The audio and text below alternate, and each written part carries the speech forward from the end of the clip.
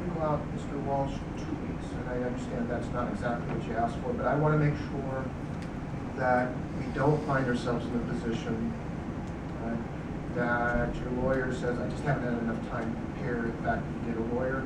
That's, having sat here a long time, what happens is lawyers come in and say, look, I haven't had an adequate time to prepare, and then we come back all over again. And I don't want you to have to come back any more times than necessary. But once again, I'm balancing the overall rights and making sure that I get to hear this the way I should hear it. And so we're going to go at 11:17.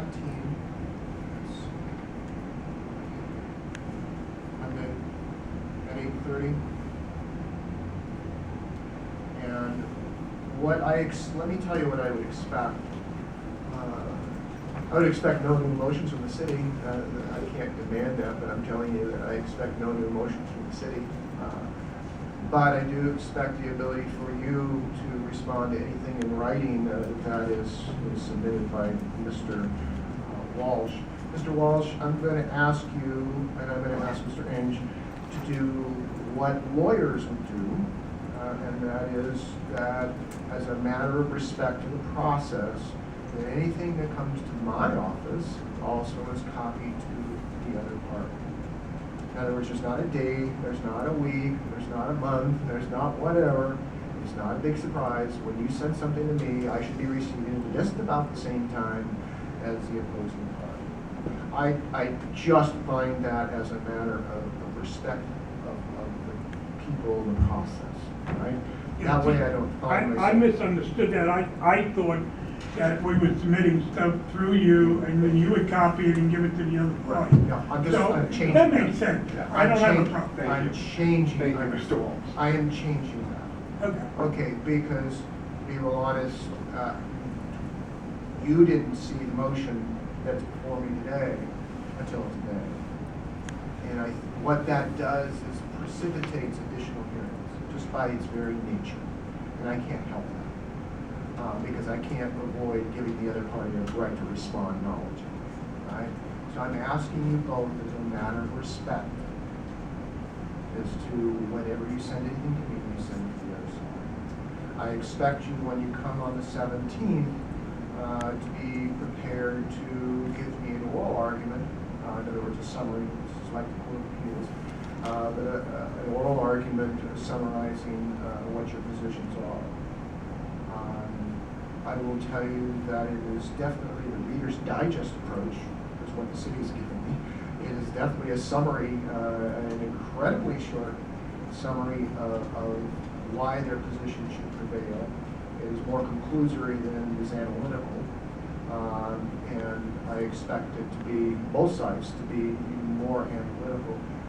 I hate to use it, but more lawyer-like, I guess, in some respects.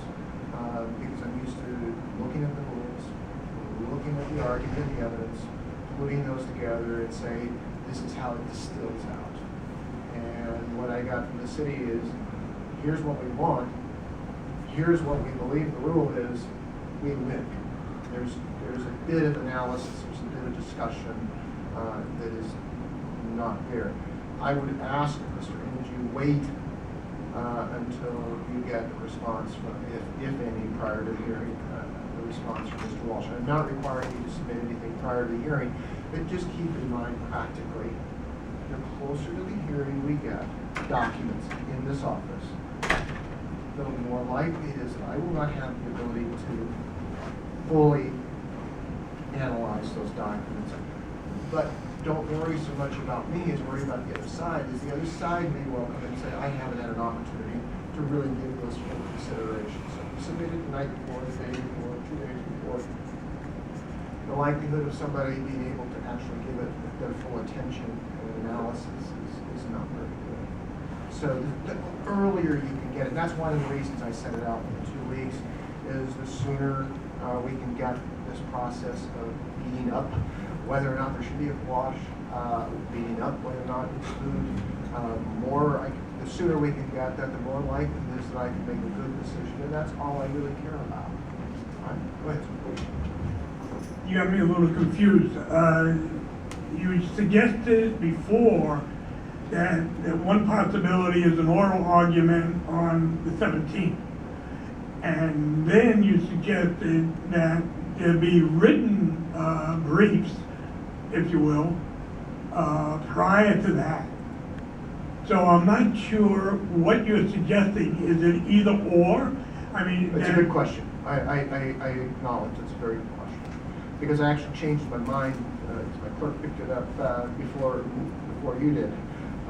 When she gave me the hearing date, she said, look, are we asking for a hearing?